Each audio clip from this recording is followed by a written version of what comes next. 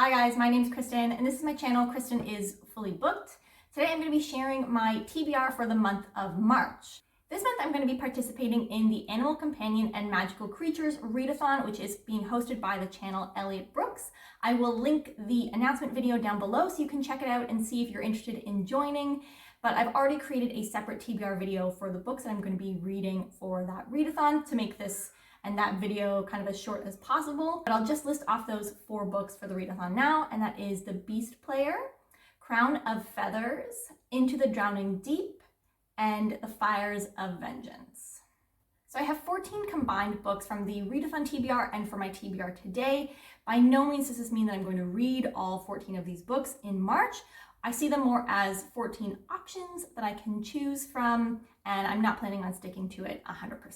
In the month of March, I have 2 anticipated sequels coming out. I am so excited, so I will start with both of those first. The first one is Namesake by Adrienne Young. Oh, I do have the first book, so I'll grab it.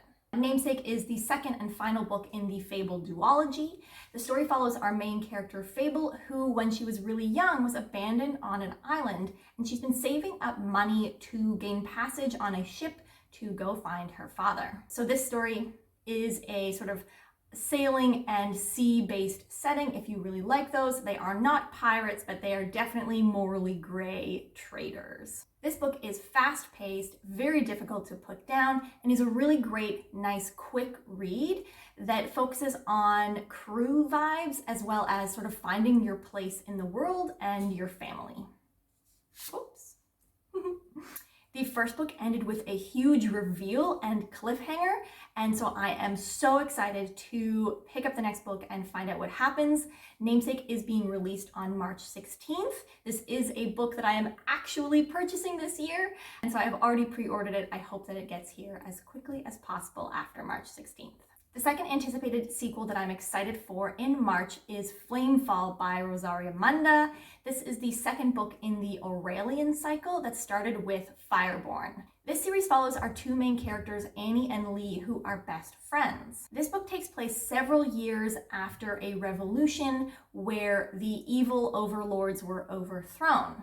Annie and Lee are both orphaned in this revolution, and they meet at an orphanage where they become best friends. The friendship is complicated by the fact that one of them became an orphan when their parents were killed by the evil overlords, and the other one is secretly a child of one of those evil ruling family members. In current time, the 2 are rising stars within this new revolutionary government, and they are in fact training to become the new age of dragon riders. So yes, there are dragons in this book. This book focuses on the intense and sometimes heartbreaking relationship between our 2 main characters, and it also focuses on the political scene with this new revolutionary government. It is extremely politically focused, but not in a scheming intrigue way, more in that it is showing you the inner workings of a new government, the way the government interacts with the public or manipulates them, the complicated decisions that they have to make,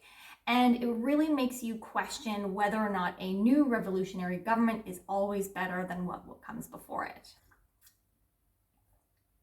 It is very clearly influenced by the Russian Revolution in the earliest 20th century. The first book was amazing, and I cannot wait to see what happens in the next book, especially with our 2 main characters.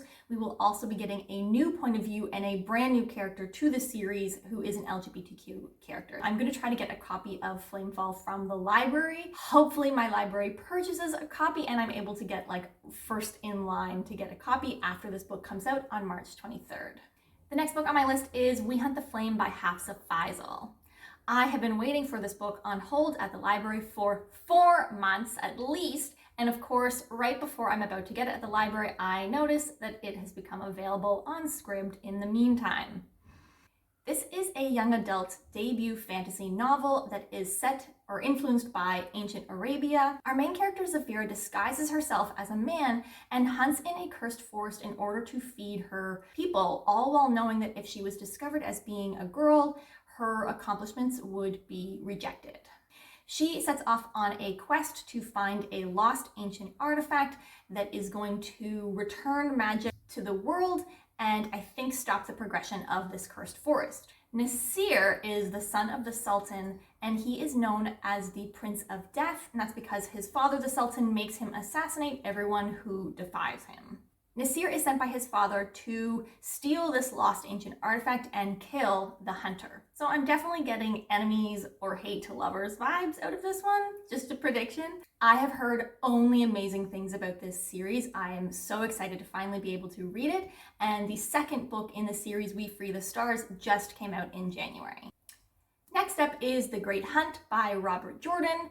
Okay, so I was not able to start the second book in the Wheel of Time series in February, but I did finally finish The Eye of the World, the first book. So I am now ready to go on with book number 2. This puts me on pace to read one book in the Wheel of Time series every other month, which means that I should finish the series in about 2.5 years.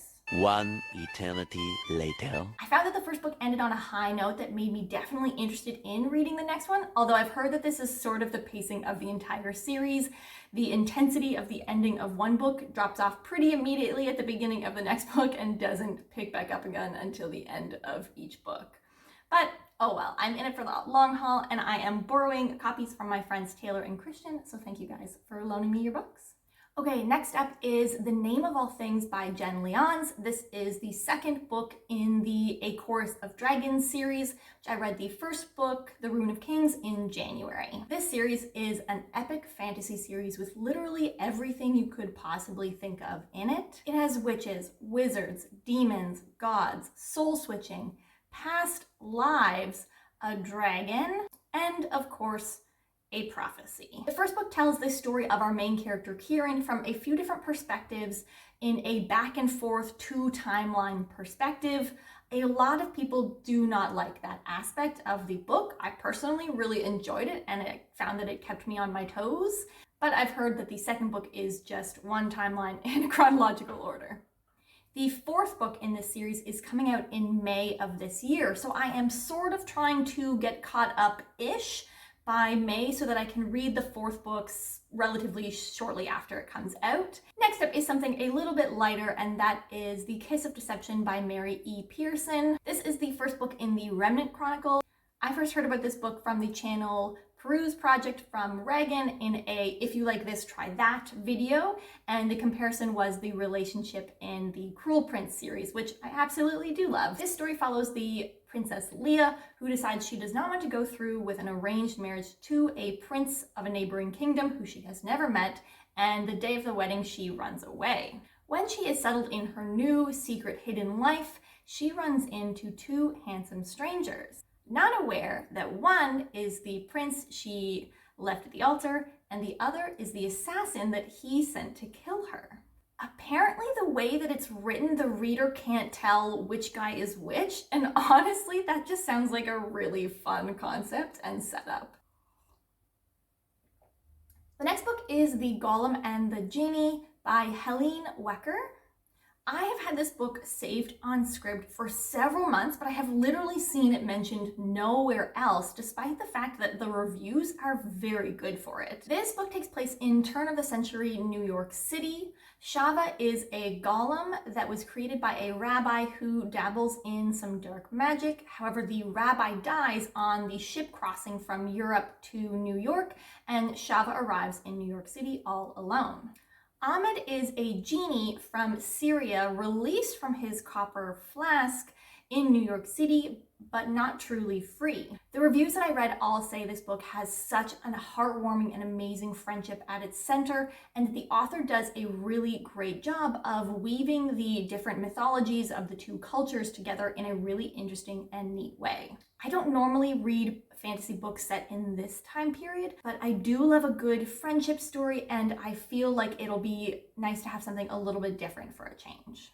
Okay, next up is The Winter of the Witch by Catherine Arden. I won't say too much about this one because it is the 3rd book in the Winter Night trilogy. I do actually own a copy of The Bear and the Nightingale, the first one. I finally read the 2nd book in the series, The Girl in the Tower, recently, and I absolutely loved it. It kind of had all of the things that I felt like were missing in The Bear and the Nightingale, namely a gripping plot.